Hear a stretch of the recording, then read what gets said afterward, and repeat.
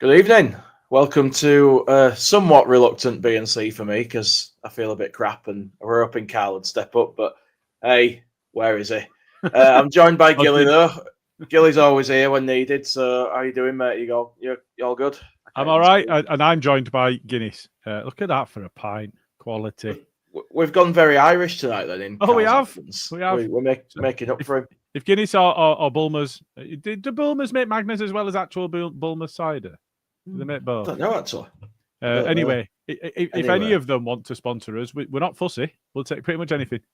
I'm on a diet at the moment, so Guinness is not only good for you, I can only have one. So, cheers. Keeps you regular too. Hi, this is Don Matteo, and you are listening to the Orta Know Better podcast. Let's do this. Leeds are shit. We're recording, you know. Oh, shit.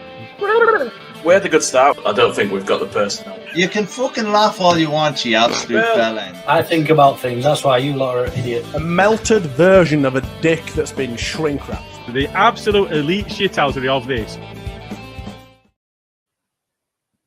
Well, elite shithousery, that I think that goes to the ref and the lino from last night, but we'll get to that. Yeah, we got another win, one on the road, and the away form is looking much better this year compared to the last calendar year, I think. But how did we only score 2 goals, Gilly? Anybody's guess, to be fair. We had plenty of chances again, and I don't think it's particularly extreme to say that could have quite easily been another 7-0 on bounce. Yeah, I don't disagree at all. It could very, very easily have been a 5-0. Yeah. They offered very little. Especially given the run that they've been on. And we know that's a big fixture for Fat Frank. You know, he likes to get one up on us. And to be fair, well, I don't like to be fair to him, but let's say it anyway. He's not got that terrible a record against us as a manager. No. At least we're putting it right a game at a time. We're getting there. But they'd won 4 on the bounce. I know we're on a long unbeaten run, but they'd won 4 on the bounce and should have come into that full of confidence. And I tell you what, you couldn't tell. They didn't look like a home side for a lot of that game to me, which were weird. And that suggests fear to me, maybe from Big Fat Frank himself or from their players or a bit of both maybe. But I'm starting to learn now that you don't need to be scared of the records that other teams have got. Like a team like that coming in on a winning streak, it doesn't matter because we are that much better than sides like that when we play at our sort of full potential. So we should be capable of beating any of these teams, regardless of the form they're in. I think that's true. And also, as Leeds fans, we well know no side has ever been top at Christmas and not been promoted. We know that records are made to be broken. Absolutely. 90 points and not going up says it all for me. You know what I mean? It don't get much worse than that, does it? But, we are where we are. And who knows? We might end up better off in the long term. We'll never know, will we? But we certainly look like we're on track this year. And even with a lack of signings in the transfer window, if we keep people fit, it shouldn't matter, should it? If we can go out and play like that. It shouldn't do. I was involved in a couple of conversations. I've got I know that we'll come on to individual performances and form into the game. I've got a concern around Pirro because if you look at the side that we've got, Matteo Joseph, I think we've discussed before, he's not quite at the level he needs to be. He's not ready yet. I don't think there's any doubt that he will be. Everybody's confident that he will be. Obviously, no guarantees in this game, but without him, we miss that bit of focal point of fulcrum. Even if he's played at false 9, the ability he's got on the ball, but the knowledge he's got of the positions to take up, and not all the time, but quite often the touch that he's got that puts him in a position where he can take it easy and pass it into the bottom corner like he does. Without that, we look a little threadbare maybe, and I know that Nonto's played centrally. I'm an advocate of him playing centrally, not in the 9, but centrally. We've got very, very good attacking talent, but it's all width based. So I think that's the one area of focus that I'd have. With Stroke coming back in, centre back's fine. We dropped Rothwell for this one. Centre mid's fine. We don't have a 10 at all, which means that 9 position is more key. So I think if there's anywhere on the pitch, it's just there that we're short of numbers. Yeah, absolutely. I think Joseph has definitely got all the talent and the tools to be a good striker. It's just, as you say, he's not ready yet. I think he will be. And like you say, you can't 100% say that's going to be the case, but it's hard to see him not sort of developing and becoming a decent forward if he carries on his current trajectory. I mean, he's had quite a good steep uphill path, in his short time as a professional. So, and he's scoring bags of them for his country in the under-21s. So there's ability there. Forget, he'd not started a league game before this season. We're not putting him out to pasture. We're not writing him off before he's got going. We're just saying he's not quite ready yet, and I don't think that's a surprise. Yeah, I think there's an element of learning to cope with pressure and expectation as well, because he's a very young lad. And when you look at how he played last season in the cup game against Chelsea, when there was no pressure on him, it didn't really matter. He was an animal in that game. Yeah, and we all thought, fucking hell. Yeah, we're all like, fucking hell, why is he not playing every week? What's going on? Twitter had a little meltdown. I've been telling everybody, I've been saying it all season. People like this guy here. Whatever he's on about, I don't know. People like him shouting about how they knew. But anyway, first goal was actually scored by our mate Pirro, who is on quite a run at the moment, and that'll tie into something that I'll talk about later. But it was a lovely ball to him from Solomon, like a flicked outside of the foot pass, and he had an outstanding game for me, did Solomon. I don't know what you think. He seems to be involved in every good attack. Not just the attack either. There were periods when we were defending a corner and the ball broke, and he was kind of on the corner of the box, our box, and they just couldn't get near him. They could not get the ball off him, and passes round the corner, and then moving into a position so that he can receive the ball again. Always wants the ball wherever he is, and whoever's anywhere near him is happy to take the ball, and that's a big deal for the teammates around him. I thought he was sparkling last night. I thought he was really, really good. And that first time, half volleyed outside of the foot setup. I mean, all of those things. It's outrageous, isn't it? Really, it really is. And to not overhit it, because if he underhits it, the defender comes in and just walks off with the ball. If he overhits it, there's no way Perot can get it under control. So it had to be perfectly weighted on the half volley with the outside of the foot. First time, and to be able to get all of that done, it just speaks to the technical capability he's got, and the fact that he did it from the area on the pitch that a number 10 would operate in. Yeah, come on, let's give it a go. Yeah, but you might lose some of his game if you move him in. But hey, listen, give him a free roll at some point. It could go anywhere you want, do anything you need to do, just crack on and just hurt him. Well, it's getting to a point, isn't it, where it's going to be difficult to keep Ramazani out when he's been playing well. But then you don't want to drop the two guys who are currently doing really well. Yeah. So maybe it'll happen at some point. I don't know. Maybe the fact we didn't sign another 10, we'll see that come to fruition. But, I mean, we'll see. Farke loves Aronson there. He does. And I know the work rate. I get it. Especially, and I think you've got stats around the defensive midfielder option in away games, but I know that when we're playing away from home, there's an expectation. I know that at the start of the season, start of last season maybe, Farke said, "I want 100% possession." That's what we're going to go for. Now it's not really going to happen, is it? Expect 100% possession, and because we are aiming to control the ball as much as possible. We want the ball. We want to have it in our possession. I think the chasing's less important, but he clearly appreciates that in the side. So it's one of those. When you are playing a defensive midfielder behind him, it makes more sense having him there, I guess. But you are right. Ramazani's played well. Nonto came on against Cardiff and scored immediately. He'll be getting itchy feet and be raring to go. Dan James, I thought, were not necessarily quiet. He was still working hard. He still set up chances. He still had shots. His finishing was poor compared to what it has been. So I think he's set such a high standard so far this season. I don't think he quite attained that last night. But the run that James and Solomon have been on recently of form is quite something. So it's really obvious when that even when that dips a little bit. To try and get Ramazani and Nonto into that team is really, really difficult. So for me, it's even more obvious the change to make, but I'm bored of saying it now. James had a weird game, didn't he? It was almost like he had a good game, but did a lot wrong at the same time. It frustrates the hell out of me, the fact that they still don't know how to play to his strengths a lot of the time. Yeah. And I genuinely think if Solomon was there, he's got the weight of pass and he knows the run that Dan James is going to make. And I think we'll see a lot more from Dan James if Solomon instead of Arrington's playing there. If you look at...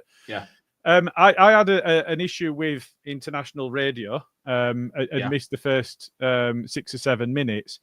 When I got international radio working, Arrington had the ball in a really dangerous area and then dribbled it backwards all the way so that he could pass it back to the centre backs. And that was the first thing I saw, and I'm like, for fuck's sake. And you were already on your feet at that point, throwing your pint at the floor. What's he doing? I'm sick of him. So yeah, for me, an obvious change. But what a great issue to have is trying to keep 4 wingers of that quality happy. Yeah, big time, absolutely. And that's where the strength in the squad is this season, isn't it? We've got more talent spread across the squad rather than focused in a couple of areas. And I think we're seeing that now. What a difference Firpo makes. Oh, mate, who would have said that 2 years ago? Yeah, a massive difference. And the difference that he makes to Solomon's game, I think the fact that he's there giving that width, and Bogle the same on the other side, they both played really well as well. But the fact that he's there giving that width, he's willing to make those overlapping runs, it creates loads of space for Solomon to operate in as well. But he's really dangerous in his own right. So it's really good that he's there. I'm not slating Byron by any stretch. He's a lovely boy. He's got women's legs. And he looks like he's made of porcelain, but he's really you like him. You like him from the thighs down. He's really done well since he came in. He surprised me because I thought that were a bit of a stopgap. He'll be all right as filler if we're really desperate. But he's come in and he's made a difference, and he's done what's been asked of him. He's been a valuable member of the squad. He has. He really has. Yeah. No, it's all positive, really, isn't it? Yeah, it is, to be fair, and it's a great place to be, like you say. And I'm buzzing at the moment. If I'd have to come on here tonight after an awful away performance, like we were starting to get used to, I would have just been like, "Evening, let's talk about this." Another one. It kills you, doesn't it? It just flattens your mood completely. And at the moment, we're buzzing because we're flying, and something's changed. Something's going right now. Everyone's going in the same direction. The tactics are working by and large, as much as I dislike when we do the old boring passing back thing. But last 2 games haven't been boring. Park has definitely kept him attacking more than he has usually. I don't know if he's trying to prove a point or if he's done this patient football all season to save legs and now we're just going to go for it for the rest of the season, maybe. I don't know. Nice, wouldn't it? It might be take the shackles off at the rest of the season. It'd be nice. It might be an absolute genius, and we've all been questioning him, saying he's fucking stupid. But that's Leeds fans for you, isn't it? Well, it is. If he wins all these games, he will be a genius. They'll be giving him keys at City. He'll be getting carried around on people's shoulders on under a pitch. Absolutely. I can't wait for the day. Scooby makes a point. Yeah. A lot of, not all James' chances were kind of half chances, really. Don't recall him having a golden one. Okay, the lob should have scored that one. But Mark Wright at the same time made this point. Pirot Blaze went over the bar when James was free at the other post. If Solomon's in the position to spread it across for a tap-in, James and Solomon are on each other's wavelength at the minute. I think that's right. We spoke at the time in the pod chat that you expect Pirot to have a shot there because he's on hot form. He scored 3 in 2 at this point in time. He's through on goal. And he scored a similar goal to that flew in off the underside of the bar or really into the roof of the net earlier in the season. So you expect him to have a shot there being the striker. But at the same time, I genuinely think if he squares that, Dan James has got a tap in. And I think Dan James then scores the lob. Yeah, probably, because he's buzzing at that point. Yeah. Like, Football Manager, his arrow would be up, have a little green one. it were a curious one, that. But as you say, we did discuss that, and any striker in the form he's in at the moment. Is it 3-2 for him now? 3-2. That would have been 4, wouldn't it? So should have been 4 or 5-2. Yeah. But he's not going to pass, is he, when he's got an higher goal and he's on a scoring run? No striker is. Do you think Mark Viduka would have passed? No, and I tell you what. Now I'm not saying they're in the same bracket before anyone. No. Well, I'm just going to expand on that point, and I was just about to caveat it with, before anybody gets on their high horse and starts having a go at me about saying he's the same as Mark Viduka. Leeds podcast says Pirro is new Viduka. I'm not saying he's the same player. He's not playing at the same level. And let's be fair. When Viduka was doing it, he was playing against a very good Liverpool team. Then it was a good Spurs side after that. So 5 shots, 5 on target, 5 goals across those 2 games at that time. We're not talking that level, but there was a touch of him about that first goal. The way that he got the ball just in front of him, and the way that he was just so calm in front. And we know that he does that. He's got that calmness, and he does pass the ball into the goal. And that's what he's been coached to do through the Dutch setup. That's what he's been asked to do all his life so far. There was a touch of Viduka about that. The body shape. He sort of opened his body. Yeah. And he went for that corner just calmly. And it just sort of rolled. It was completely controlled. Yeah. So, there is an element of that. And if it is reminiscent of when Viduka was in his pomp with us. And you just had that feeling that if he got the wrong side of the defender, he was so big they weren't going to get back in front of him. And he was so calm that he never seemed to rush. And I think Pirro's got that same quality about not having to rush any of it. That's a sign of a good goal, a good player, isn't it? Having that time. Viduka, though, he had an agility that he had no right to have. Yeah. They're a bit of a freak in that big man. Funny. Yeah, exactly. Yeah, we heard that a lot of the time, didn't we? We did. But so going from Pirro's goal, the next one we got was the Bogle goal. Which, I mean, not the same level of quality, but persistence. I bet their keeper didn't sleep a wink after that. It's about time one would our way, though, wasn't it? Yeah, it's time one happened at the other end. I mean, what were he doing? He had that ball. And the defender masking him as well. There was no pressure. That were up there with Melier's scooping it back into play. Don't do it to yourself. Don't do it to yourself. I'll get savaged in comments now for being negative about him when he's had a good game. He really did have a good game. He really did. There were a couple of saves that he made. And the first one, the time of the save as well, were a big deal, because it would have been a very different feeling game if it had been 2-1 going into the last 10-15. That were a great save. And, for all the criticism we've all given him, we've all been pissed off with him. Yeah. I don't know if Darlow would have got down to that. Well, yeah, maybe not. There's good and bad in that, isn't there? Because it's actually the bread and butter stuff that he's been getting wrong. That's it, yeah. And you do expect him to make the good saves, but you have to recognise when he does as well. So, he's done well, and hopefully that, because his confidence has been fucking shot. It's been in the toilet. Hopefully that will give him the confidence and be able to push on. But having said that, run over and then reverse over again. He's probably not going to play next game, is he? No, he's not. No, he gets a nice little rest now. Which might be completely the opposite of the last cup break, where we were desperate to be out of the firing line. Actually, having made those good couple of saves, having kept another clean sheet, probably doesn't want a break this time. No, and he earned his clean sheet this time. It wasn't the case of the defence keeping him protected and him not having to face anything. He earned it, and he dug us out of the shit there. Yeah, because both of those times would have been bad times to concede and would have put us on shaky ground. Yeah, absolutely. Yeah, but I kind of moved us away from Bogle. He really did play well. He got forward well, added a lot of threat on the right-hand side, opened up space for Dan James. And he earned his goal through hard work. People talk about Aaron. Yeah, it's right. Yeah, he could have stopped and he kept going, and he was alive to it when it did break. Because quite often something like that will happen, and you'll be like, "Oh, for fuck's sake! If it just kept going." He was alive in the box, and he was there, and so he earned it through hard work, even if there were a touch of fortune for us in the way that it happened. But they're not just playing well; they're all working really hard at the minute as well. And I think that that in itself is a good sign, isn't it? Because you expect that it's going to carry on, because it's not luck. There was a touch of luck about Bogle's goal, but there was no luck about the result. No. And it's probably the first season in a while where there's not been any question over anybody, whether they want to be there or whether they're trying to use us as a stepping stone or anything like that. It just feels like a unit at the moment.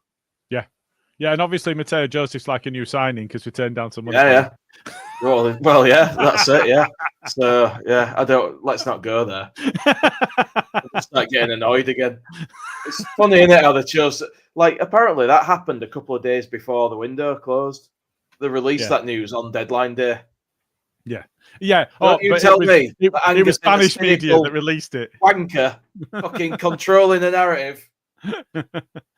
But yeah, Angus will have you believe that it was the Spanish media that broke that. But I wonder where they got that from. Yeah, probably our friend Victor Orta. But after Bogle's effort, we had the lob that James attempted, which it were a shame that because he normally scores those. He's so good at that kind of thing usually. Is that twice now he's done that as a keeper? It is, yeah. And if that's against Cardiff, it goes in top corner, doesn't it? Yeah, 100%. And that keeper's wondering why he's turned up. Yeah. So, you do it. Like I say, he set such a high bar for himself. Him and Solomon have both done that. They've set such a high bar for themselves that it's easy to see if there's any dip at all. And I felt for him because, again, he'd got himself in a good position, and normally he does. So it was a bit frustrating. But yeah, I mean, it was a poor finish, and he did have a couple of those. He did, yeah, and it were a shame that because he deserved a goal for how hard he worked. He either made a bad decision or somebody else made a bad decision, and it just didn't go for him. So many times, the ball's either too wide or too, he's behind him because he's gone. It's like, fucking hell, I've got to check back. And then there's a defender stood on him by the time he's got back to the ball. And that was a frustration for me. And I think if you've got Solomon in there playing the passes to him, I think it'll be better weighted and it'll be in front of him to run onto. We'll come on to the referee and the decision early in the second half. We'll be talking about that shortly. Yeah, but without Dan James's pace, that opportunity doesn't happen at all because he left them all for shit. He were gone, and there were no way anybody's capturing. Yeah, there's no way anybody's at this level. Certainly, no defenders captured him once he's gone. And it was a gilt-edged chance that he set up at that point. There's a number of goals we've scored this last couple of seasons that have purely come about because of his pace. Yeah, that can't be denied. He's such an asset to our team. And I wasn't that bothered when he came back. I wasn't asked. I was just like, he's all right. We've seen it all before. He's gone up to another level for me since he came back. He did well at Fulham, though, in the Premier League. He did, he did. But he wasn't brilliant for us before that. He were okay. But he was playing up front a lot of that time. He was. He's back in his position, which actually, with his ability and his pace, you would have expected him to do better up front. But it wasn't in his natural position, so there is an element of that. But yeah, he's certainly you're right. He's a big asset for us at this level. Yeah. Does Mark Wright mean Solomon when he's put someone's pass with outside of the foot? I can't remember who played it to him. I don't know if that's an autocorrect or if he just if he can't remember it or either. So he's just saying someone's pass. I think that were Aronson, who was unchallenged. I remember him going wide with it. Yeah, nobody on him at all. Let's not go there. And couldn't find him. Get told off. Smart, he'll be mad. Anyway, fucking shit. You've done it now. Oh, for God's sake! I'll try to get through this without any negativity, Gilly. I'll just try to be, I should have done it early on, shouldn't I? He was fucking diabolical. He was absolutely shy again. Oh God! Carry on. I'm just waiting for the comments to come flooding in. But yeah, I mean, that takes us nicely into the first sort of talking point from the second half, which was the penalty shout. And I mean, you might think he's shit, but they definitely got cleaned out, didn't they? I'd have been fucking fuming if it had been given against us. Would you? And the reason I'd have been fuming is I think the reason we don't get that decision when it's on Aronson, and we did get that decision when it were on Dan James, is because Aronson is so shit, lightweight, slow, can't make a decision, that it's always in a referee's mind of, is he just soft? Shit, or has he been fouled? And I think that's definitely an element of the decision-making process, because they've got to consider that. And I think actually, if you look at the grand scheme of the game, twice more Aronson's in the box, he gets brushed by a crisp packet and falls over. So I'm not surprised we didn't get it. And I would have been fuming if Aronson's playing against us and that's given for the opposition. I'm fuming because I'm like, but he's always fucking doing that. So I'm always fuming though if fault gets given to opposition, to be fair. Well, there is that. But yeah, I mean, so I wasn't surprised it wasn't given. I think it was a foul, but I think he's a lightweight shit bastard. And I think if he was not such a lightweight shit bastard, then it's one of those where maybe that is given. It did feel very similar to the Dan James one, and there were no question about that one. Well, Scooby says, right, crash helmets on. Where's the comfort ice cream?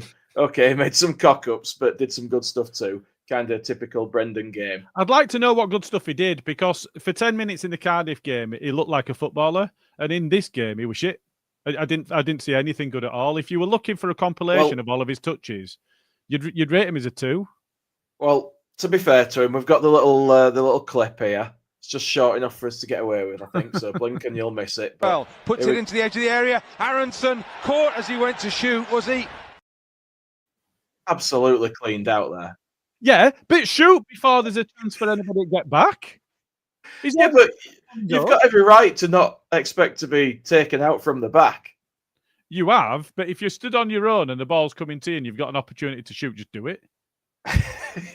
I don't disagree with that, but I think you're being I'm not saying it wasn't. I'm not a big fan of him. I'm not a big fan. I'm not saying it wasn't a foul. I'm saying that he's put doubt in a referee's mind by being a crisp packet, and he's got an opportunity to do something before the defender can get anywhere near him, and he doesn't do it. So I think, the referee's got that wrong, and we'll come on to other decisions that the referee and linesman got wrong. But you don't have to give an opportunity for that to happen at all. Well, I'm going to make us some merch now. I'm going to make us a T-shirt that has like a packet of crisps on it, and it'll be like Salt and Aronson and a little pictures of his face. Hang on, here we go. Somebody's got Spaff in their name, and he's saying I'm talking up to shit. Hey, it's a game of opinions, mate. Don't you start turning on our listeners. We don't need that. It's it's just nice that anybody turns up to listen at all. So, I mean, I thought it was a penalty. I don't say he can go in the back or something like that. Should he have shot sooner? Maybe. Is it a penalty? Yes, for me. You just can't take a guy out from the back like that. He didn't touch the ball. He definitely made contact with Aronson. And even if he went down on purpose, he's got every right to if someone's whacking you from the back like that. You know what I mean? It's penalty for me, clearly. And that referee and his fucking lino, we're going to get to them. But yeah, James had another chance after that. And it were another one that Solomon set up, if I remember right. I think he put him in and he missed. He went just wide. Is that the one that hit the side net? I'm thinking the right one. Yeah. Yeah, that one. I felt really bad for him. I was like, when's he going to score? When's he going to score? And I was looking at my bet that I had on. I had a little free bet, 42-1. I had Pirro to score. I had Tanaka 1+ fouls. I had Firpo 2+ fouls. I had who was the other goal scorer? My brain's gone blank. Bogle. I had Bogle to score or assist. And I needed a Leeds win, which we got, and a Junior Firpo yellow card. And we got the one referee who would not book Junior Firpo. The one referee in the world. Yeah. That wanker cost me 100 quid. He also cost Johnny Brown for the last decision that he made. Did he? Yeah. I also had another one. It were a smaller one, but I just needed Dan James to win one foul. It didn't happen. He didn't win a foul? Not a single one. Wow. Yeah. No, I can't have this either. I cannot. Oh, here we go. It was upsetting. He's got good stats, 3 goals and assists. No, he hasn't. He's got 2 assists in 28 games. That is not good stats. No, can't. You're going to war with our viewers here, Gilly. Again, fucking hell. Coventry had another go after that, and Sims had that header where Melia did was that the one where he did the low save, or was this the one where he did the crossbar save? It's the crossbar one, isn't it? Yeah, I think it was. Sims, I thought. Oh no, it's the first one. It's the first one. I'm reading my little notes here and trying to make sense of what I've said. I don't even understand myself. But Sims I thought were really poor in the game. Thomas Asante did very little. Did you see his goal from the weekend? I didn't. It's a right finish. Is that one? Look, find it. It's on. It'll be on. It's all over Twitter. Find that one. It is a great finish. Did nothing against us, and Sims did even less. And he's a big shithouse, and he's played well against us in the past, and he was just completely off the boil. And I thought I were a bit surprised. I thought, if you look at them, Kitchen, I don't know if you know, but he'd been on our books, and I thought he was one of their better players. And I don't know if it was Debs or somebody else had mentioned about the amount that Matt Grimes got mentioned in the game after this came on, like it was a big deal to us. They had very little. They offered very little, and up front, you're thinking, are they going to be able to nick a goal and then make it an interesting game? And even though, and we are being fair with him, the saves that he made were good. Even though the saves he made were good, they never really felt like they were in a position to really hurt us. Yeah, no. Your mate Christopher has come back to say, going to walk as if BA had 50 goals and assists in 30 games. He'd still say he was shit. We get it. You don't like BA. Now I will come to Gilly. He didn't rate Joe Rothwell when he came in. He didn't want him, and he has stepped up and said, "No, I was wrong." Rutter. Great, and Rutter. So Rutter was shit in Premier League, and I didn't want him. He will hold his hands up. Yeah, he will hold his hands up when he's forced to see that he's wrong, but it takes a while, I'm doubling down on this one. And if Brendan Aronson had 50 in 30, which he won't be playing is for not us. even fucking Brendan Aronson, other than Mateo Joseph, is the worst attacker we've got. Statistically, eye test in every single circumstance, other than Mateo Joseph, that we're saying is not ready yet, he's the worst attacker that we've got. Everything says so. So I'm with you on that part. It's really difficult to see an argument. So I'm not saying he's shit while he's smashing it, because he's not smashing it. He is shit. And I'm saying he's shit because I'm watching him and he's shit. But, it's one of those where at the moment we're coping, and I just hope that we carry on coping.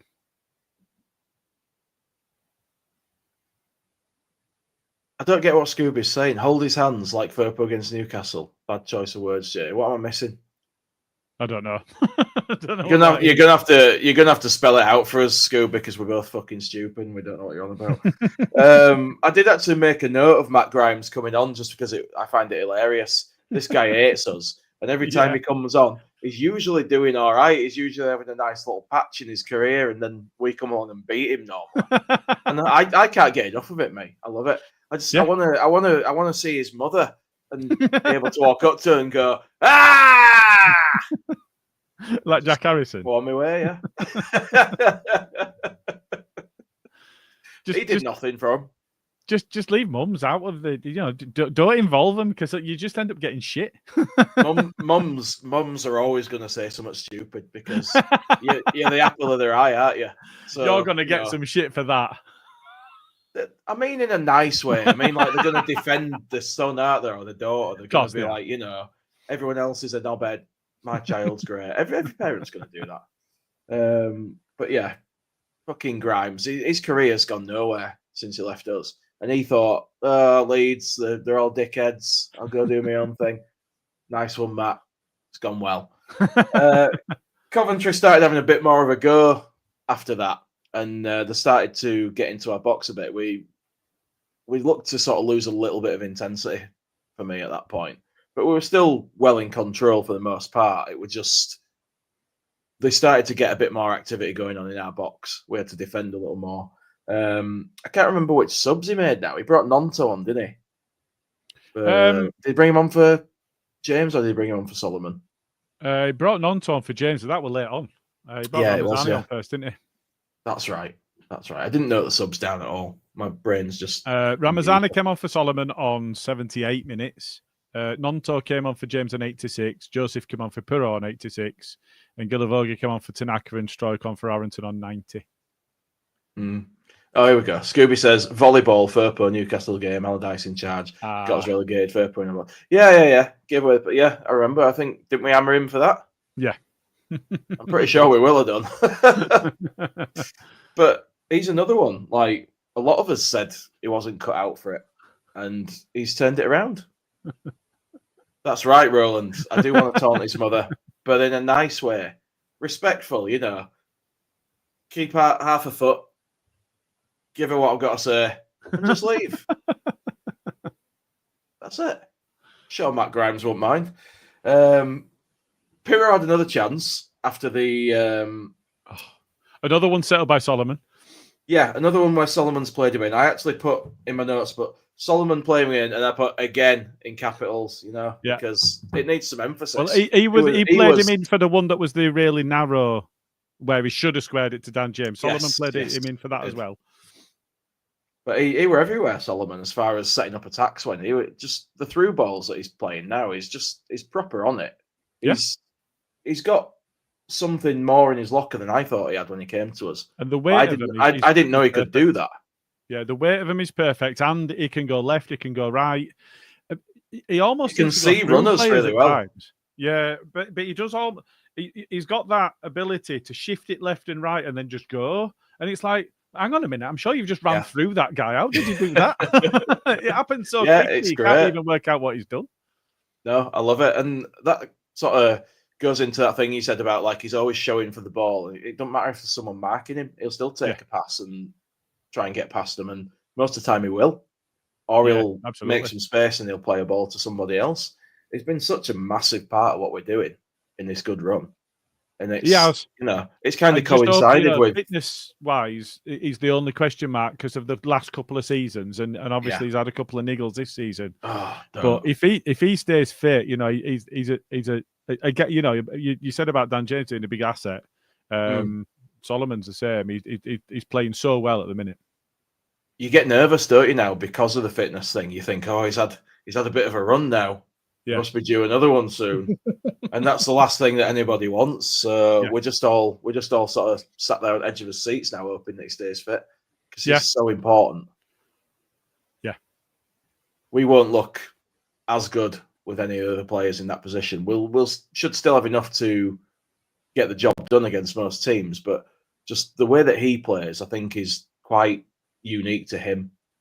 Agreed. And I love it. I love what he does. Yeah. Yeah, and there is somebody's made a point here, Mark Barlow.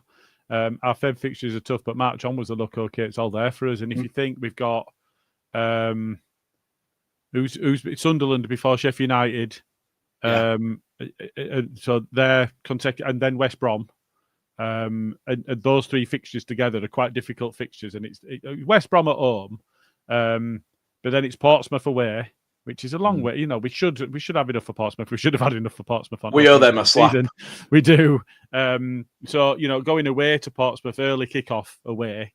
But Millwall at home shouldn't really be an issue. And I think from there it does graduate into an easier fixture list. And I think we really need that around end of March into April, because that tends to be Man City with 10 men aside, that tends to be where we struggle, is into that period. We certainly did last season, albeit Rutter needed to have a hernia operation. So the fact that he'd had that at that time and was such a big player for us, it was a big deal. But, Swansea at home, we beat them at their place. We should have enough at home. Luton, they usually give us a game, though, don't they, Swansea? They do, but we should have enough to beat them, especially at home. Portsmouth away, like I said. We've got Swansea at home. Luton are abject. So, we've got a run of fixtures there. And we really owe QPR for last season. Oh, we God, really do. So, we've got a run of fixtures there that are really winnable. And I think if you look at the run-ins, we've all to play each other. And they've all got to beat us in all of the games they play against us. Exactly. And if you went and asked their fans if they fancied beating us at this point in time, nah. So out of all of the sides, you'd want to be in our position than any chaser. I agree, and even though we don't play when Sheffield United next play, they get their game in hand. Having those points on the board is such a massive psychological advantage because they now go into that game knowing that if they slip up, they're really up against it. Yeah.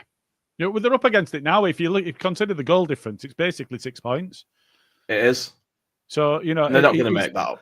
It's really difficult to see. And I think if you look at the way that Leicester went about it last season, we were always chasing them. We got in front, we got our noses in front at one point, but we were always chasing them, really. And they just kicked on and they got the job done. And we just need to make sure that that's us this season, don't we? Yeah, absolutely. The thing with the fixtures, the March thing is important because that's when the international break is. Yeah. So we don't want to get shafted by that again. Yeah, and I've not looked at who's likely to travel and where they would go.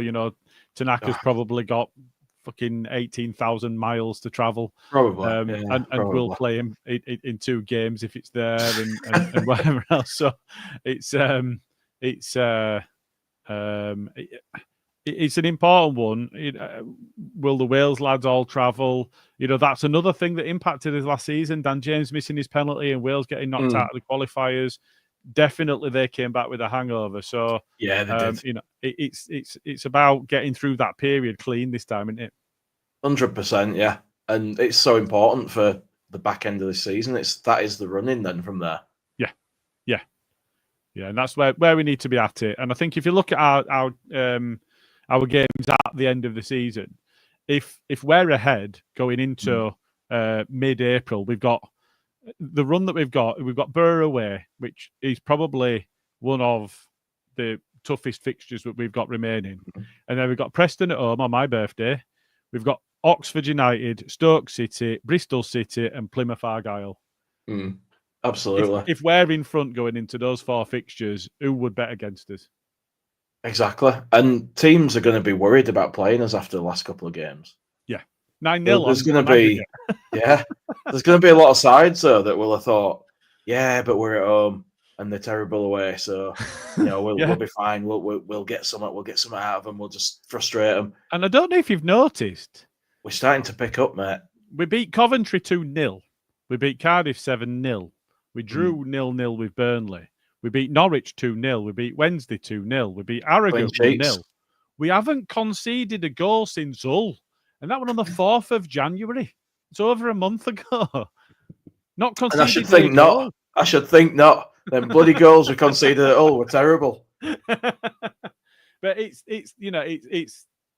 immense the fact that not only has he let the shackles off seemingly up front, either that or we're just a bit more effective in putting the ball in the back of the net, but that we're still not giving anything away at the back. Now, that has coincided with Stroke not being in the team, which is a point that the Adams and Liam's Stroke sections of this world will not appreciate. But I'm not worried about that. I'm not worried about him coming back into the team. And if you consider the run that we'd had up to that point, who could have said, well, we're going to keep Meslier in goal after the Harrogate game. Darlow came in for the Harrogate game. So the next 5 games, we're going to have Meslier in goal. We're not going to concede 1. What odds would you have got on that? You'd have probably got 250,000 to 1. That guy didn't look like he should play a game for us again at that point. No, a lot of people wrote him off right at that point. I tell you what, everybody said, it's on Farker. Farker's taking this into his own hands. It's on his head. It's been proven right to this point. And not that means that he needs the kudos for that, doesn't he? Oh, yeah. Because he's seen something that we all didn't, and he's been proven right to this point. However, it's not to say he's not going to have a howler. It's not to say it's not going to go tits up. And I've seen people talking about Mellier's redemption and all this. Too early for that for me. It is. He's not faced many shots. He had a very good game last night. All credit to him for that. But it's too early to be talking redemption for me. We'll talk about that at the end of the season. Agreed. Absolutely agreed. Yeah, but it's not just clean sheets. I'm still scrolling back to see the last time we lost, and it was Blackburn in November. It's February. Roland said this. You could have just listened to Roland. He says, "Don't think we've lost since November." Yeah, that's true. Yeah, Blackburn 1-0. That's amazing, isn't it? Really, that's incredible. What's that? 15 games? I think when we lost that game, I think I probably declared that's it. Playoffs, we fucked it. It's 14 games ago. We haven't lost in 14. And we haven't conceded in 6. That's incredible. That is incredible. That's champions form. That it is. Absolutely. We just better fucking keep it up. We're going up. Do not tease us like this. When you can do what we've done these last couple of games, this last couple of months, don't screw us over, Leeds, please. I can't do it again. I can't. And yeah, Debs points out, and even the one that we conceded, it was a pen. Yeah, it would do with fucking shithouse Todd Cantwell, wasn't it? Yeah. With his fucking Alice band. Wanker. Going back to the game, we'll just cover the last back end of it. Ramazani had an effort saved, I think it was. I'll take your word for it. That one slipped my memory. It did. He did. Trust I'm me. not arguing. And then we got the massive save from Meslier where he tipped it onto the bar, and I thought that was going in. When it came down, I thought it's going over the line. That. And the difference there compared to the difference when he did make that mistake, and the defence had a go at him. Mellier's fist pumping towards the fans, Rodon fucking celebrating the save. Ampadu went over and congratulated him. And that's, I guess that's the other side to it, because everybody, we said it on here. Oh, fucking hell, even the defence are fucking fuming at him. Of course they were. At that point in time, of course they were. They're gonna be. Absolutely. But, you're right about redemption, but his teammates haven't lost it. His teammates are still there with him, and that's that's what we absolutely need. Do we make a change at the end of the season? Yeah, for me we do. But I think we probably do. The fact that his teammates are behind him, they're supporting him, they're celebrating his victories. You got to celebrate moments. Well, Paul Brennan has even said, Paul Brennan's even said, when we win promotion to the top flight, careful there, Paul. We need a quality keeper. Our defence is solid 99% of the time. Hey, if positive Paul Brennan is saying we need a new keeper, then we probably need a new keeper. It's right, yeah. So I think a lot of the fan base want Queefer, don't they? Yes. I like Carl to come on and say that name because he does it really well. He corrects me when I call him Queefer. He just gets very upset, doesn't he, about these things? Not upset enough to come on a podcast and, No, he's still dodging that. It's just, off he fucks. Just leaves me to it. Leaves me to suffer. But, Firpo and Orta with their little goal, little thing that happened. Any thoughts on that? Because shithouse fucking officials again, isn't it? It's fucking nailed on a goal.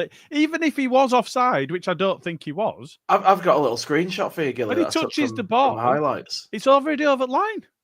Yeah, this is just as it's left Firpo's foot. Look how onside he is. It's not even close. Now he's miles onside. And Mateo Joseph is not in the eye line of the keeper, so he's definitely not offside. Well, it could be slightly, but he's not interfering with play because he's not in his eye line. That's what I said.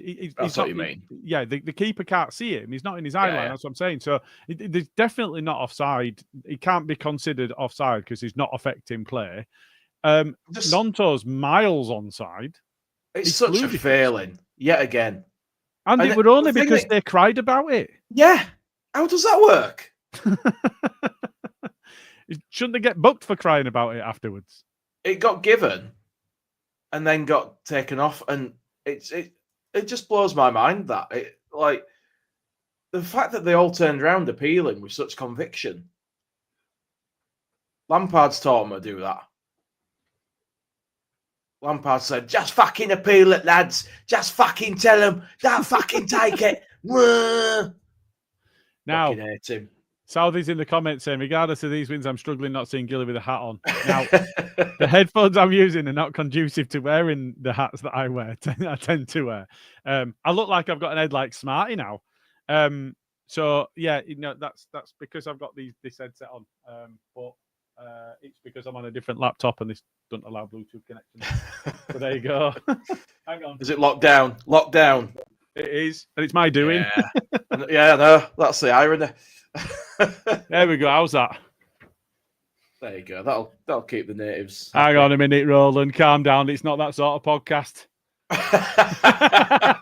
Can't help himself, can he? For the audio listeners, he's telling him to take it off. So, hey, whatever you want to get into, Roland, but it can't happen here. It's a family show, I'm afraid. I do tend to wear hats. I must have double figures worth of hats within arm's reach here, so it is fair. And yes, Dr. Cox, a hairline like Luke, except mine's not tattooed on. Exactly. That lad's got the Milky Way tattooed on his fucking head. Fucking space head. Where they're commenting here, I've tried to find it now because I was going to move on to this next. Lampard, there we go. Michael Gott says, see Lampard is in hot water after his gestures to the Leeds fans. What do you think about that?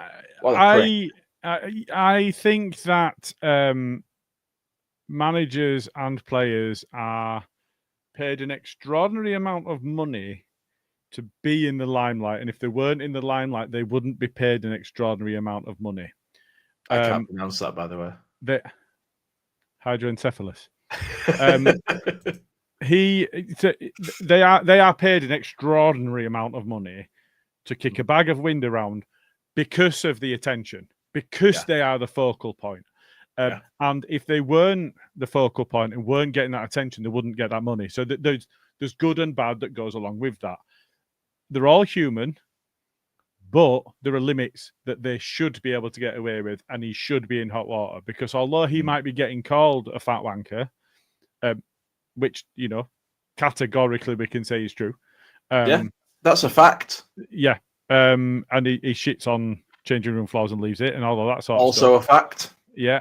He lies about people breaking into the training ground when he's taking training. He lies about he was armed. He had wire cutters, Gav. Yeah. Lies about training sessions getting disturbed when they didn't. All of those sorts of things. So he's a fat wanker that's a liar. Whether we should be able to tell him that and him not like it or whatever, there being a human reaction to it's fine. Him making obscene gestures towards fans is not fine, and rightly so. He should be in hot water, just as a footballer would be if a footballer did the same. Yeah, if he'd been walking along the pitch and just gone, oh, fuck off. Yeah. You know what I mean?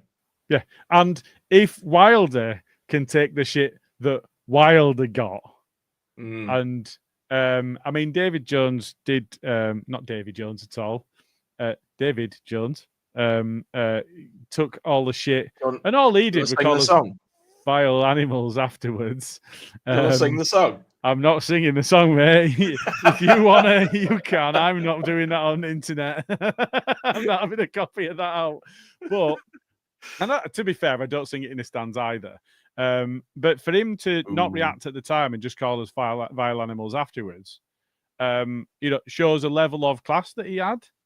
And I guess, yeah. Frank Lampard has proved that once again that he's classless. So I think it's right within his wheelhouse for him to behave like that because he is a knobhead. And rightly so, he should be in that water for it. Totally agree. You can't be doing stuff like that. It's like, as a human being, you don't have to like it. You could just say to yourself, or like I say, walk across the pitch, just glance over and be like, oh, fuck off. Just carry on your way. But when you start making hand gestures, and everyone's got a phone filming you these days, you aren't going to get away with it. Fucking how many cameras are there for? I mean, I know it went on Sky or what have you, but it were broadcast around the world on LUTV. Obviously, not broadcast in this country live, but the cameras are always there, especially when you're on the pitch. It just shows up how thick he is time and time again with things that he does. And the worst bit about it is they'd been on a good run. He's doing a fairly decent job. I genuinely thought, well, they've brought him in.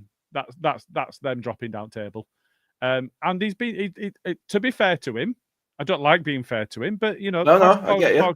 They've won 4 on the bounce. He's doing a decent job. And now he just looks a prick again. Yeah. He's done the right thing career-wise. He's gone somewhere to sort of rebuild himself a little bit, where there's low expectations, and he'll be allowed to just get on with it. Having never achieved anything ever in management. He's never taken. You nearly said in football there. No. Let's be fair. He was a very good footballer. He was. I nearly said in football management, but I didn't want to trigger all of the strike sexuals again with a Football Manager reference. I have a theory on that, by the way, that a lot of these top-level players suck at being managers because they just can't get it through their heads that the players they're coaching can't do the stuff that they could. Glenn Hoddle effect. That's what they all said about Glenn Hoddle. Everybody expected Glenn Hoddle to be an amazing manager because he had such an amazing footballing brain. Yeah. But because the players he was coaching couldn't do what he expected them to be able to do because the professional footballers at the top of the game, but they still couldn't make the passes, still couldn't have the vision of the runs that he had in his brain. He really struggled with them, and there were a lot of people that thought it were going to be a massive force in management, and it just didn't transpire. I mean, I know there were all the fucking meltdowns around Faith Healers, Eileen Drury, and all of that sort of shit. Come on, Eileen. But it's one of those where Southie has just made the point now we're going to come on to. Gerrard, Rooney, these are players that have had very, very big careers in playing football, and as yet has not transitioned into capability at a managerial level. There are some players. There are some managers. If you look at Wenger, players like that transitioned into successful coaches. A lot of them were not average. He played at top level, but he wasn't a world beater, and yet as a coach, very, very successful. So it's an interesting one, really. And then you look at all of the players that are Bielsa disciples, and a lot of them were very, very good players. Yeah. And you look at Pep, you look at Pochettino, and they have had levels of success. Do you know what, though, Gilly? You just made me think of something there. It just shows you how many levels above Lampard Bielsa was. The players that you're saying there, the disciples, top-level players, absolutely elite players. And then he came to Leeds and he did what he did with players who couldn't even lace their boots in many cases. Yeah. Lampard one of those can't players do that with lesser players. Bielsa can adjust and he can manage the players in front of him and get the best out of them. Yeah, massively.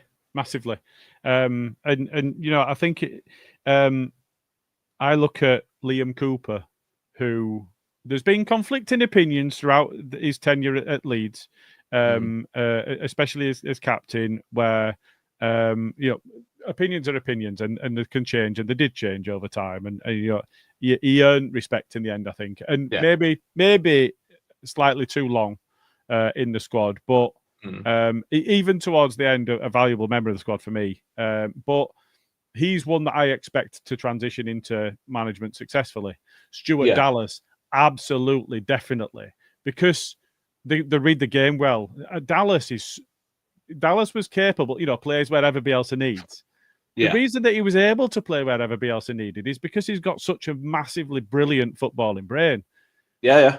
As long as he doesn't end up in the Glenn Hoddle effect, why can't you do that? Then he's got a big future in the game. So I think the fact that Lampard was able to do what Lampard did as a footballer, it hasn't transitioned into management. Now, he's still quite young in terms of being a coach. He's still quite young, so he's got a long way to go. The other ex-players that we've mentioned, Rooney, Gerrard, they're not old in terms of being a manager, being a coach. So they've got time to develop, and it's a long time, isn't it? It's longer again than being a footballer most of the time. Yeah, so they've got a long time to hone their capabilities at that level. But I just wanted to make the point really clear that Lampard's never succeeded anywhere. I'm all for that, mate. We could give that a platform all day long. Just remind people. Before we finish up, and I'll rifle through some comments before we do, but who's your man of the match? Mine was Solomon. If you consider the setup that he had for Pirro that we've already mentioned, the setup for Pirro where he went through on that shallow effort and put it over instead of squaring it to Dan James, the setup for Dan James for the lob, the setup for Pirro where he were through on goal and really should have done better with the chance. Yeah. There were a couple more for Dan James in the second half. He were and on the edge of our box. A player that they couldn't get near and was setting up attacks and then was getting up the pitch. Because a lot of the when he came back into the side after that first big injury, well, I say big injury, he missed 4 or 5 games or something. But when he was first out of the team, having made a really good start, when he came back in, I was saying, when you're not playing well, and he wasn't. When you're not playing well, you need to work hard, and he didn't look like he was doing that either. And that was my frustration with him. Work harder because you're not playing well. And now he's doing everything and he's getting, the decisions he's making are good, but he's working hard. He's getting up the pitch. He's dropping back into defence when he's needed. He just seems to be in the right place at the right time, always wanting the ball. And whenever he's got it, he keeps it. He doesn't give it away cheaply at all. So I think last night for me was one of those where Dan James, for me, set the platform up for the success against Cardiff. Because he set the first one up, he set the second one up, he won the penalty, he got his own goal, and that were the first 4 goals. In this one, I think the platform for success was set up by Solomon, and I'm all for that. They ought to be sharing the burden between the side. I'm all for that. So this one for me was Solomon's night. I agree with you. Like, we've got a few comments here. Like Paul Brennan says, Junior Firpo for him, good shout. Southie says Melier for him, also a good shout. I just think what Melier did was very important, but Solomon was just involved in everything good that happened. He just seemed to be the catalyst for all of it. So for me, he has to get man of the match. Bogle got a goal, and he played well and he worked hard. I thought, here's a weird one for you as well. I thought Gruev played really well, and he got some pelters on Twitter. And I was really surprised because he was coming back into the team. He's expected to be a bit rusty, but when you look at his figures, he did very little wrong. Didn't give the ball away. He completed lots of passes into the final third. And I thought it were a typical Gruev performance. It were quite tidy. And I don't know if you've forgotten, but you were going to mention some of the stats associated with playing a defensive midfielder in away games. I did forget. And we'd have never seen it and we'd have gone on his way. I stole this from the comments on the Square Balls Match Ball pod. I'm not ashamed to say. But this guy, I don't know how accurate this is. I'm taking him on face value. But without a defensive can't speak. Without a defensive-minded centre midfield in midfield away, Gruev or Ampadu, played 8, won 1, drawn 5, lost 2. With a defensive-minded CM in midfield away, Gruev or Ampadu, played 7, won 5, drawn 2, lost none. All wins to 0. 2 draws, 0-0s. That's crazy. Like when I saw that he was taking Rothwell out, I was like, oh no. It's going to be too defensive. We're not going to create much. I was completely wrong. Don't mind saying. And I think that it's absolutely fair that you had that reaction because when we consider the way that we played against Burnley, and I think Smarty's made the point in the pod chat, and I do support it. I think it is right. It wasn't just the change in midfield. We also didn't have Firpo, did we? In that game. And he had so much width, dynamism, getting forward, assists, so he offers a lot. And we didn't have him in that game, but we also played Gruev in that position instead of Rothwell. And I think that, especially both of them, but I think Rothwell would have added something. Burnley was so defensive that you could have played a more attacking midfielder in there and not been worried about it because they weren't trying to get at us at all. So we didn't really need that. But it's easy to say that in hindsight. That would potentially Burnley away was potentially our biggest game this season. The only other one that you could potentially say is Sheffield United away, because those are the two that are at the start of the season were odds-on favourites to be up there challenging against us. So going there and getting a point, that could be really valuable at the end of the season. But more importantly, them not getting 2 points against us at their place. So for me, that's a big deal. But when you look at stats like that and you think, fucking hell, that's quite some going. It is, and it's scientific proof if you need it, as scientific as you're going to get in football. Pretty so much. There you go. That's what we're going to have to do for the rest of the season. How dare you? I'm just looking at the table here actually, and just noticed that Burnley have got like 8 more goal difference than Sheffield United. So that's an additional element of pressure for them now. The fact that they're actually third behind them, even on level on points, they know if they slip, they're going to overtake them. They barely scored a goal. I know, it's mad, isn't it? It's because they've scored all the goals in bursts, haven't they? They've had like a few high-scoring games, and everything else has been dead. Yeah, really early on in the season, they got like don't make any sense in a couple, didn't they? Yeah, and they got the 5-0 against Plymouth. Week before last, and they scored all 5 in the first half. What must that second half have been like? Boring as shit. Scott Parker masterclass. With 5 up lads, let's shut them out. But I think didn't they go something mad like they conceded 9 goals up until the 20th fixture or something fucking crazy. Something stupid. Yeah, they're still only conceded on a run. 13. We're on a run not too dissimilar to that over the course of the last few games, aren't we? But yeah, it's been mad, and they've conceded in chunks as well. No, it's not 13. I misread that. For me, there's far too many draws in there, and if they don't turn those draws into wins, I think they'll end up 3rd or 4th. I think how many times? Well, yeah, but so Sunderland, I think Lafay is a big deal for them. I know that there's a lot of people going, fucking best player in Championship, and there's no guarantees at this level. I do get that, and it will be difficult for him, and he will be singled out, just like Somerville was last season. He'll be doubled up on, he'll be singled out. There'll be cloggers going in at him, but he is a cut above most of the players in this division. I think he would. I mean, if you replace Aronson with him, fucking hell. Fucking hell, yeah. Maybe he will carry Sunderland to a few more points. And I think if Burnley don't turn their draws, I mean, let's be fair, Sheffield United were dot points. So if they replicate in the second half of the season what they do in the first half of the season, they'll be ahead of Burnley as things stand. Sheffield United, I think, have signed a very good player, and Sunderland have signed a very good player, and they're only 3 points behind Sheffield United. So there's a lot of moving targets and a lot of considerations and complexities at this point. We are early February. Nothing's won by this point. But I do think if Burnley don't start turning some of those draws into wins, like we're saying, Farker might have taken the shackles off. I think that Bladigan's going to have to do the same at some point. Otherwise, they're in danger of just boring themselves to 4th. Absolutely. It could happen. And they could end up, 3rd or 4th and losing to whoever's 6th, and they'll regret that forever. And quite the fans easily will know then that they've been screwed by Parker ball. Quite easily. And their game plan is, let's keep it tight and build from there. If they concede an early goal, their game plan's gone. Yeah, it is. Whereas if we score an early goal, we win.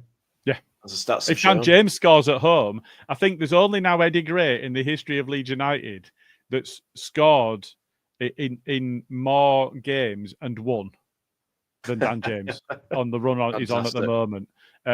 It's crazy. There's something like 17 or 18 games now at home that he's scored in, and we've won all of them. It's an incredible some stat that, isn't it? Yeah, you call me a stats nonce. Yeah. Anyway, I'll rifle these comments. We'll finish up because we have gone way over what I thought we were going to do. I thought we'd be done with this by about 45 minutes, to be honest with you. But there you go. Steve Brown says that save from Mez was one of the best the best I've seen this season. Deserves praise for that. Totally agree. I'm assuming that's the one that he put onto the bar. I think so, but either of them were great. But the were bar one was fucking ace. Debs says, "Can you imagine playing against us? Seeing Solomon and James sub, then Nonto and Ramazani run on the pitch. I love it. You wouldn't want to be a fullback against us, would you? you'd be looking at your bench, wouldn't you? Going, surely it's my turn now. Come on, get me out of here. You'd be like down on pitch, like holding your hamstring. Oh, Gaffer, I've had a tweak in my hamstring. Best not risk it. Roland Buttonubs, he says, Melia redeemed himself for me. I say he's man of the match. I don't begrudge anybody saying that. No. It's too early for me, but yeah. he was in with a shout about the match, so we'll give him that.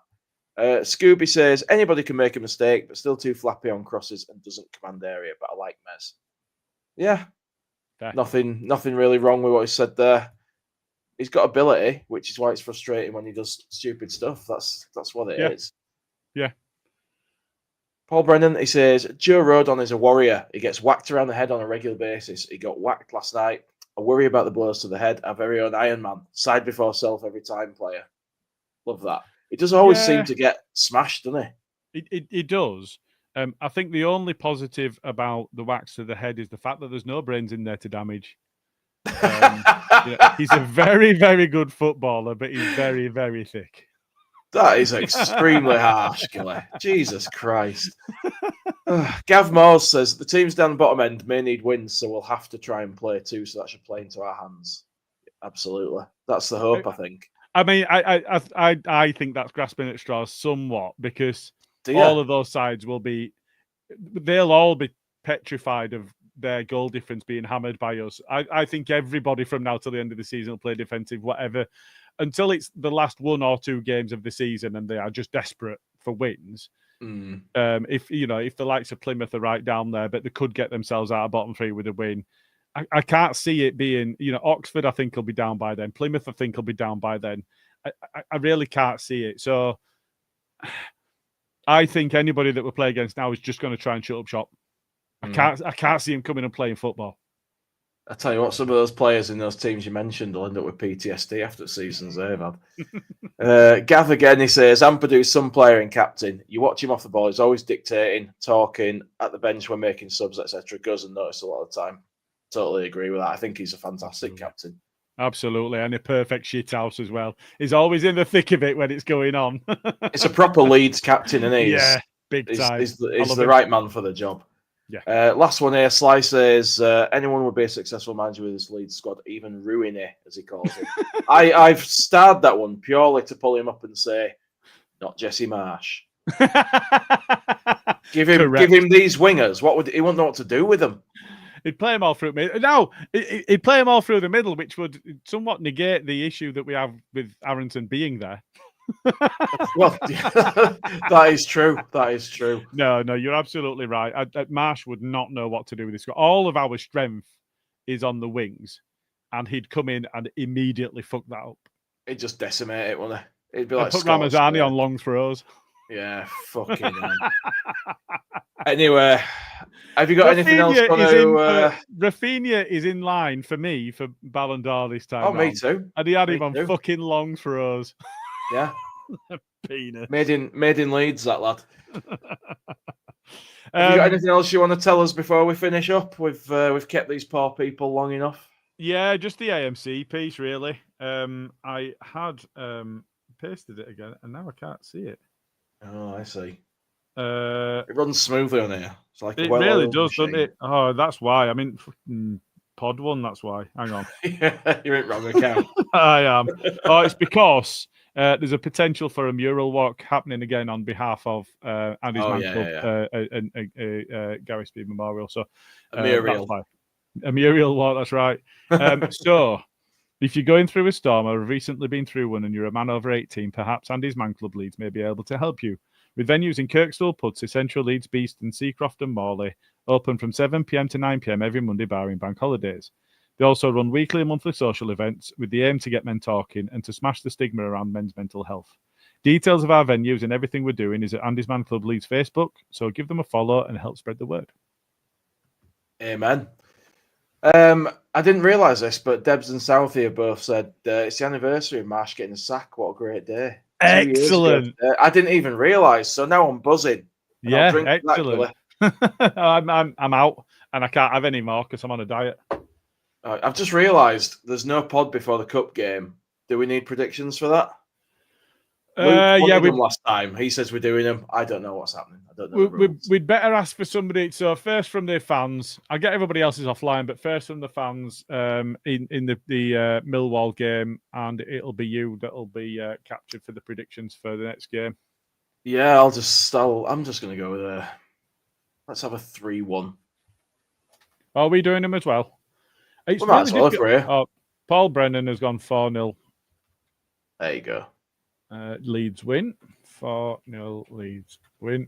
Jay has gone. Did you go 3-1? 3-1, yeah. Because I think it'll be a different keeper, and it's going to be a very different side, isn't it? I think. I suspect we might see even both Ramazani and Solomon and James rested. Oh, maybe introduced towards the end, but I think we'll see Ramazani and Nonto start in that one. But they'll be raring to go. Do not fuck about with the league form for me. Just if we have to put all different players in, we get beat. I don't give a fuck. I want to get out of this league. At the same time, the argument has been in the past, just play all the players that you're playing in the league, because then they're carrying the form through the games. Yeah, so I get that. I can see an argument both ways on that one. But I think even if it's quite tight early on, I think half an hour, 35 minutes left, I think that's when we'll start seeing changes in the cup game. And I really think that we'll. I'm going 4-0 on this one. I think we're going to smack them. South is open. Schmidt gets 10 minutes. He might not even get in squad again. I mean, come on.